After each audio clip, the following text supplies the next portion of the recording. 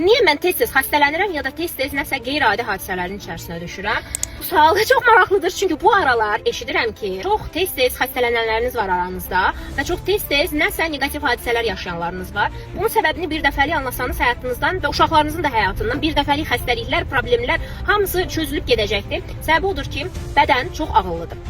Bədənimiz, fiziologiyamız, psixologiyamızla əl-ələ verib çalışır bizim üçün sanki həmişə. Yəni bədən birbaşa şüuraltımızda baş verən, daxildə baş verən şeyləri tənzimləyən bir qurğudur sanki. Yəni bizə yaşamağa dəstək olan bir qurğudur bu. Və bədənimiz ki, şüuraltımızla əlbir işləyir, yaşadığımız istənilən bir duyğu, istənilən bir psixoloji bir şey bizi məhv etməsin deyə, yəni içəridə qalıb da bizi boğmasın deyə bədən o duyğuları hər hansı xəstəliklər ya da problemlər olaraq özündən çıxarır. Yəni necə ki biz hər gün evdə zibil çıxarırıq axşamlar ki, iylənməsin. Zibil dolur, çıxara biz onu çölə çıxarırıq. Eləcə də bədənin, şüuraltının duyğuların təmizlənməyə ehtiyacı var axı. Yəni çünki gündəlik olaraq da, periodik olaraq da, uşaqlıqdan da biz müəyyən duyğular yaşayırıq. Müəyyən bir duyğusal baqajımız olur bizim. O duyğuları təmizlənməsə biz məhv olarıq. Və əgər biz özümüz şüurlu şəkildə o duyğuları təmizləmiriksə, bədən ağıllıdır. Bədən başlayır şüuraltı ilə əl-ələ verib o duyğuları çıxarmağa.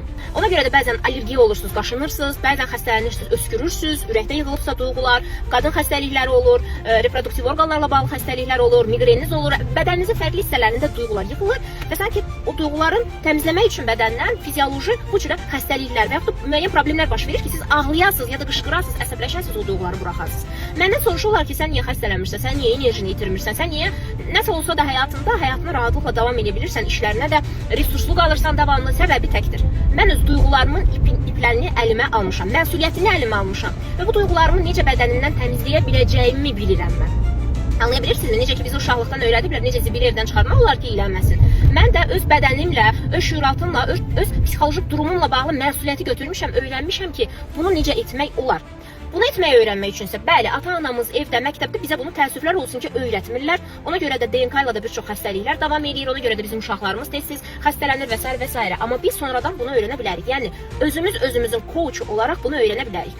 Bax, bunu öyrədə bilməyim üçün sizlərə tamamilə ödənişli şəkildə mən 8-9 aprel tarixlərində 2 mastermind keçirəcəyəm. Hər mastermindlara aşağıda siz 43 kodunu yazaraq siz tamamilə ödənişsiz qatıla bilərsiniz. Bugün özünüz üçün ömürlük miras olacaq, ömürlük dəyər olacaq bir bacarıq öyrənmək üçün tövsiyə edirəm ki, mütləq bugün qərar verib qatılasınız.